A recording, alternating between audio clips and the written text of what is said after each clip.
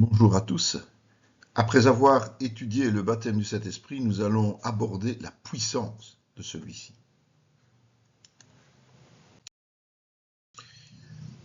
Le Saint-Esprit est le vecteur de la puissance de Dieu sur terre. C'est par lui qu'a été fécondée Marie, mère de Jésus.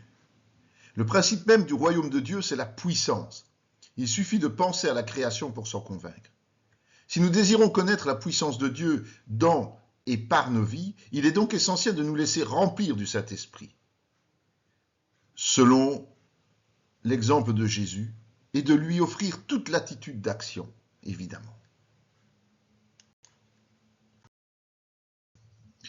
Notre motivation sera guidée par l'intérêt pour autrui et notre esprit de sacrifice. Acceptons donc la part de puissance qui nous est donnée, sans envie ni amertume. Si la source de notre puissance n'est pas l'amour, nous deviendrons vite des dictateurs spirituels enflés par l'orgueil. Notons encore que la timidité freine les ardeurs, comme la peur et le doute d'ailleurs.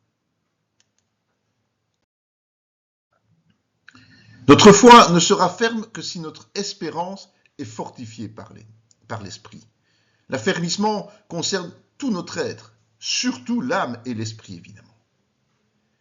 L'Esprit Saint nous mène à la connaissance de Dieu, à l'obéissance, à la sanctification. La manière de le faire dépend de l'accès que nous lui laissons, car par lui nous sommes aptes à persévérer avec joie en toute situation.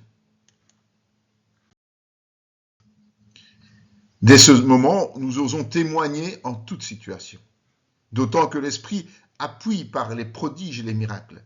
Ces deux facteurs persuadent un grand nombre d'auditeurs.